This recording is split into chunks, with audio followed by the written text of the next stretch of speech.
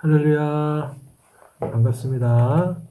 2021년 구역공과 제15가 6월절의 구원, 오늘 출애굽기 12장 21절부터 28절의 말씀을 갖고 우리 구역공과 교육 진행하도록 하겠습니다.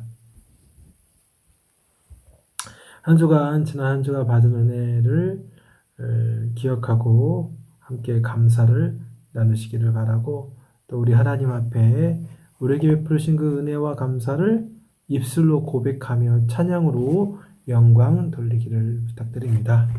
자, 우리 말씀 들어가기 서론을 한번 읽어보겠습니다. 각 나라마다 고유하게 지키는 명절이 있습니다. 이스라엘은 6월절을 민족 최대의 명절로 지켜집니다. 6월절은 3,500년 동안 내려온 절기로 어린 양을 잡고 문설주 대신 이마에 어린 양의 피를 바르고 내장을 태우고 제사장의 인도하에 죄를 고백합니다. 그러나 안타까운 사실은 이들에게 아직 십자가의 구원을 통해 죄를 사해 주시는 예수님을 믿지 않는다는 사실입니다. 그들은 6월절 세데르라고 부르는 의식을 할 때 읽는 기도문이 있는데 우리의 신앙 고백과 다릅니다. 오늘 말씀을 통해서 6월절의 참 의미와 구원의 은혜를 기억합시다. 오늘 6월절의 구원, 6월절이라는 유대인들, 이스라엘 백성들의 규례를 통해서 우리에게 주는 의미가 무엇인지를 함께 공부해 보도록 하겠는데요. 이스라엘 백성들에게서 6월절은 굉장히 중요한 예식입니다. 자신들이 구원받은 그 하나님께서 자신의 민족을 향해서 구원을 베풀어 주신 아주 특별한 날을 기억하면서 진행한 규례 예식이기 때문에 지금도 유대인들은 이 6월절을 이제 그때와는 조금 다르지만 형식은 조금 다를 수 있지만 여전히 그 6월절을 지킴을 통해서 자신들이 하나님의 구원받은 특별한 민족이다, 백성이다라고 이제 기억하고 기념하고 있는데, 중요한 건 이 6월절은 예수 그리스도로 완성되었다라는 것입니다. 그러니까 6월절의 이 사건이 곧 예수 그리스도께서 행하시는 그 구원의 그림자로서 보여준 한 사건이라고 할 수 있다라는 것이죠.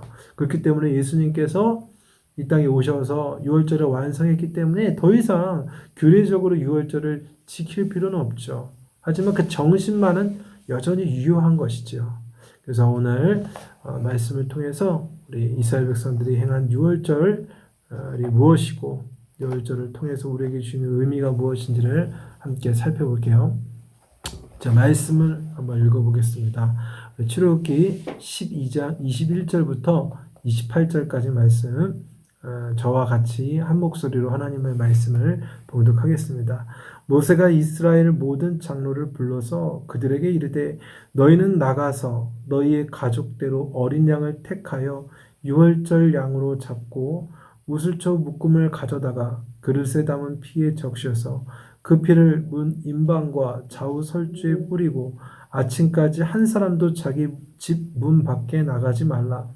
여호와께서 애굽 사람들에게 재앙을 내리려고 지나가실 때 문 임방과 좌우 문설주의 피를 보시면 여호와께서 그 문을 넘으시고 멸하는 자에게 너희 집에 들어가서 너희를 치지 못하게 하실 것임이니라. 너희는 이 일을 규례로 삼아 너희와 너희 자손이 영원히 지킬 것이니 너희는 여호와께서 허락하신 대로 너희에게 주시는 땅에 이를 때 이 예식을 지킬 것이라. 이후에 너희의 자녀가 묻기를 이 예식이 무슨 뜻이냐 하거든 너희는 이르기를 이는 여호와의 6월절 제사라. 여호와께서 애굽 사람에게 재앙을 내리실 때 애굽에 있는 이스라엘 자손의 집을 넘으사 우리 집을 구원하셨느니라 하라 하매 백성이 머리 숙여 경배하니라. 이스라엘 자손이 물러가서 그대로 행하되 여호와께서 모세와 아론에게 명령하신 대로 행하니라. 아멘. 본문은 지금 본문은 이제 하나님께서 이스라엘 백성들에게 6월절 규례에 대해서 이제 모세에게 하나님께서 먼저 모세에게 이 6월절 규례를 전하고, 그리고 이 모세가 장로들, 즉 이제 이스라엘 백성들을 대표하는 몇몇의 대표를 하는 장로들을 불러서 이 6월절의 규례를 명령하게 됩니다. 전하는 말씀입니다. 그래서 죄송합니다. 쓰러졌네요. 그래서 모세는 6월절 규례를 통해서 하나님의 그 심판, 하나님의 심판에서 구원받는, 건짐받을 수 있는 그런 방법을 하나님께서 알려주셨고, 그 알려주신 것, 그 심판이 임할 때 구원받을 수 있는 방법을 전하고, 그리고 이것을 이제 이스라엘 백성들의 대대로 규례로 삼아서 6월절을 지켜야 한다. 그리고 우리 후손들에게 이 6월절을 계속해서 교육해야 된다라고 말하고 있습니다. 여러분, 신앙 교육의 핵심은 기억이에요. 그죠? 기억하는 것이 중요합니다. 우리가 공부하는 것도 내가 공부하는 것을 어떻게 잘 기억해야 그래서 흔히 얘기하는 공부를 잘한다라고 말하죠. 그죠? 그럼 신앙도 마찬가지. 신앙생활을 잘하는 사람이 누굽니까? 하나님의 말씀을 잘 기억해서 그 기억한 것을 나의 삶 속에서 실천하고 이루는 사람을 이제 신앙을 생활이 좋다, 신앙생활 잘한다라고 이야기하죠. 여러분, 그래서 오늘 이 본문의 말씀을 통해서 이제 내용들을 하나하나씩 살펴보면서 이 6월절 하나님께서 모세에게 전하고 모세가 이스라엘 백성들에게 장로들에게 전하는 이 6월절 규례의 예식이 어떤 의미, 어떤 뜻으로 다가오고 그것을 왜 대대손손 전해야 되는지를 우리 한번 4가지 질문을 한번 보고 답으로 찾아보도록 하겠습니다. 1번, 6월절에 있을 죽음의 심판과 생명의 구원은 누구를 통해 누구에게 전해진 소식입니까? 출애굽기 12장 21절, 모세가 이스라엘 모든 장로를 불러서 그들에게 이르되 너희는 나가서 너희의 가족대로 어린 양을 취하여 6월절 양으로 잡고 라고 말합니다. 모세는 이제 6월절 하나님 앞에 그 6월절 규례에 대한 상세한 내용을 먼저 듣습니다. 먼저 그 말씀을 받고 그리고 나서 장로들을 불러서 이 하나님께 받은 6월절의 규례에 대해서 전하고 또 이 장로들 역시 누구에게? 이스라엘 백성들에게 이 규례의 말씀을 전하게 되고 또 이스라엘 백성들은 또 그 말씀을 받아 듣고 누구에게? 자신의 자녀들에게 전달했다라는 것이죠. 여러분, 이것처럼 하나님의 말씀은 전달하는 거, 그 전달한 말씀을 잘 듣는 게 정말 하나님의 백성에게 있어서 정말 축복이다라는 거예요. 그러니까 하나님의 말씀이 하나님의 말씀으로 들려지는 것, 그것도 복이고 하나님의 말씀을 들을 수 있는 것도 복이고 또 하나님의 말씀으로 믿어지는 것 역시도 축복이고 또 말씀대로 살아갈 수 있는 것도 여러분 축복이다라는 것입니다. 한마디로 성도는 바로 이 엄청난 축복을 받고 있어요. 지금도 이전에도 받았고 앞으로도 받았고 지금 받고 있고 이후로도 이런 복을 누리며 살아간다라는 것입니다. 여러분, 성도는 축복의 기준이 명확해야 됩니다. 여러분, 성도임에도 불구하고 성도 자체가 얼마나 행복한 일이에요. 얼마나 복된 일이에요. 근데 성도임에도 자신이 삶을 불행하게 여기는 사람이 있습니다. 여러분, 왜 그럴까요? 바로 그 축복의 기준을 세상의 기준과 똑같이 두기 때문에 성도임에도 불행하다라고 여기는 겁니다. 여러분, 세상의 기준은 무엇입니까? 축복의 기준은 무엇입니까? 많은 소유를 가지고 있고 또 그 많은 소유를 가진 후에 그것을 누리고 또 육신이 건강하고 또 관계적으로도 평탄하고 또 모든 것이 잘 된다, 잘 되고 잘 풀린다. 그러면 이것이 세상이 말하는 기준입니다. 근데 이 기준을 고스란히 우리에게 갖고 와서 이 기준으로 우리를 판단한다면 당연히 성도 중에서도 불행하게 여기는 사람이 많이 있을 거예요. 그러나 중요한 건 성도에게 있어서 축복의 그 기준은 그런 것으로 잣대로 삼을 수가 없다라는 것입니다. 여러분, 성도의 축복은 말씀에 있습니다. 네, 복음의 소유에 있습니다. 기쁜 소식인, 복된 소식인 복음을 듣고 복음 되시는 예수를 믿고 사는 것, 여러분 그것이 우리에게 있어서 절대적인 축복의 기준이에요. 바뀔 수가 없는 거예요. 예수 믿고 살아가는 것, 여러분 이것이 축복이다, 축복이 아니다의 기준점이 된다라는 것입니다. 내가 물질적으로나 환경적으로나 상황적으로나 관계적으로 설사 어려움이 있다 할지라도 변함없이 하나님의 말씀이 들리고 복음으로서 믿어진다면 그 사람은 하나님의 기준 안에서는 가장 복된 사람이다라는 것입니다. 하나님께서 복되다라고 얘기하시는데 내가 저주받았다라고 한다면 참 그 불행한 것 아니겠습니까? 그래서 여러분의 그 기준을 하나님의 말씀이 들려오는 것, 하나님의 말씀 자체에 나의 형통의 기준으로 삼는 그러한 우리 믿음의 백성 되시기를 바랍니다. 자, 2번. 유월절 의식 중에 가장 중요한 절차는 무엇입니까? 출애굽기 12장 21절부터 22절.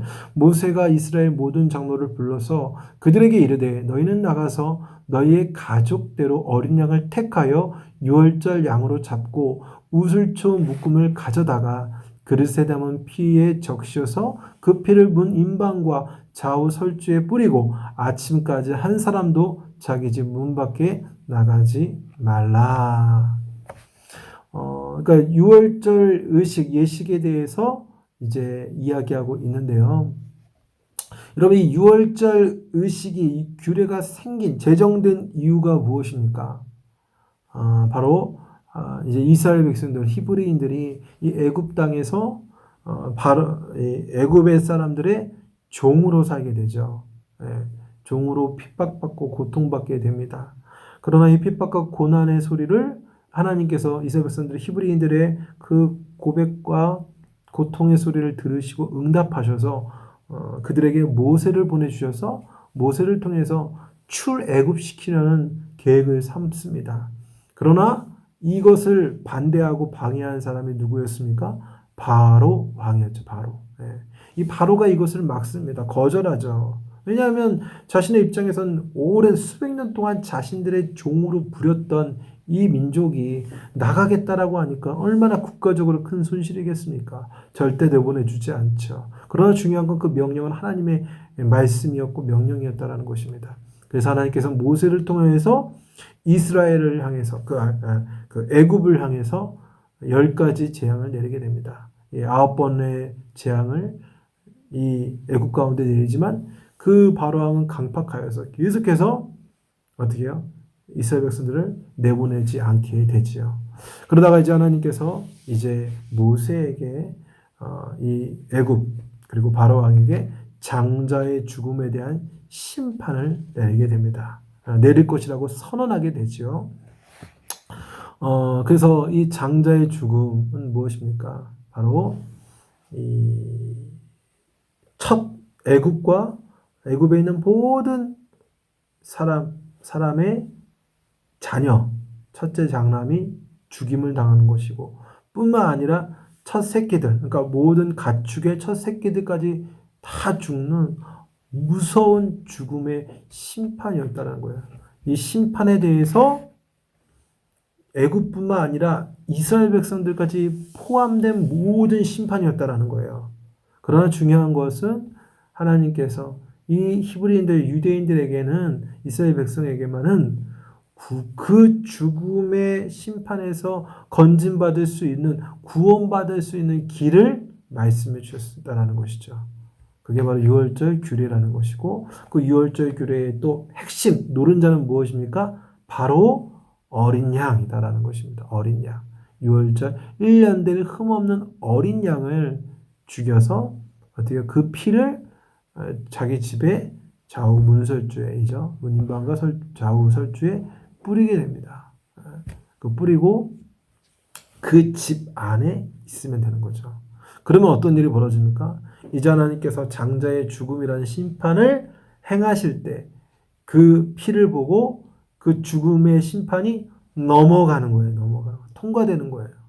죽음에서 벗어날 수 있다는 것이죠. 그래서 유월절을 영어로 패스오버라고 이야기합니다. 패스오버, 넘어가다, 죽음이 넘어간다, 죽음이 통과했다라는 것입니다. 즉 죽음에서 건진받고 구원받았다라는 것이죠.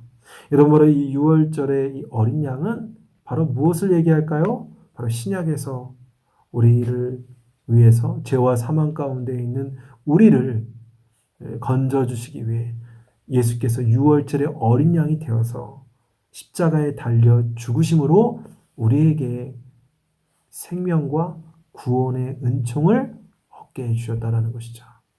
어린 양 대신 예수 그리스도. 유월절을 어린 양을 이야기하고 있는 것입니다.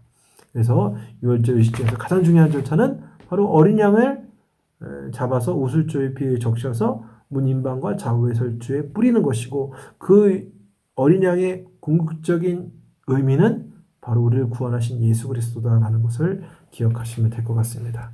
자, 3번입니다. 유월절 절기를 지킬 때 반드시 기억하고 후손들에게 가르쳐야 할 내용은 무엇입니까? 출애굽기 12장 27절입니다. 너희는 이르기를 여호와의 유월절 제사라, 여호와께서 애굽 사람에게 재앙을 내리실 때 애굽에 있는 이스라엘 자손의 집을 넘으사 우리 집을 구원하셨느니라 하라 하매 백성이 머리 숙여 경배하리라. 아멘. 여러분, 하나님의 말씀 가운데 우리가 잘 기억해야 될 게 무엇이냐면, 그 신앙인에게서 정말 필요한 게 무엇이냐면, 우리 자신의 믿음뿐만 아니라 우리 믿음의 후대에 있는 후손들, 자녀들에게 이 구원의 은혜, 복음의 은혜를 계속해서 가르치고 전해야 된다는 것입니다. 이것을 여러분 사명으로 여겨야 한다라는 것입니다. 바로 이 하나님께서는 이 이스라엘 백성들에게 모세를 통해서 이스라엘 백성들을 전할 때 바로 이 자녀들에게 이 유월절의 규례의 의미에 대해서 명확하게 설명해 주었다는 것이죠.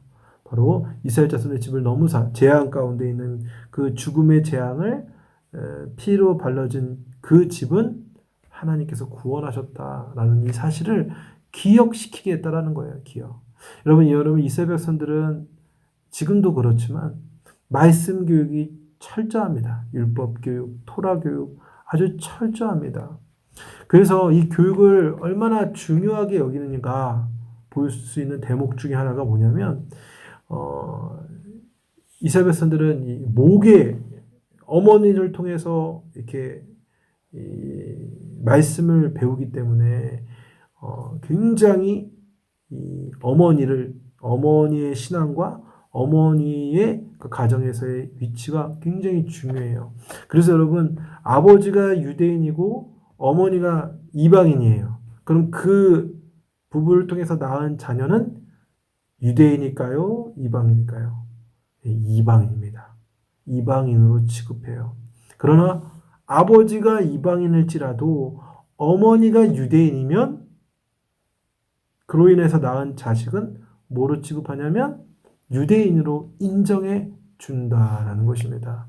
왜 그럴까요? 어머니가 집에서 가정에서 말씀과 율법과 토라를 열심히 가르치기 때문에 그 아이가 유대인으로 바르게 자라날 수 있기 때문에 어머니의 중요성을 또 그 가정 안에서의 신앙 교육, 말씀의 교육을 굉장히 중요하게 여긴다라는 것입니다.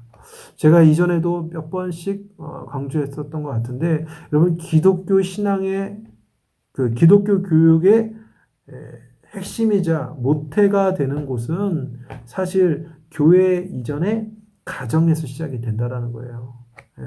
여러분, 가정에서 신앙교육이 1차적으로 이루어진 다음에 교회에서 더욱 견고해지는 것입니다. 그래서 여러분, 가정 안에서 복음을 가르치고 말씀을 가르치는 것을 여러분 게을리하거나 미루면 되지 않습니다. 미루면 안 된다라는 것입니다.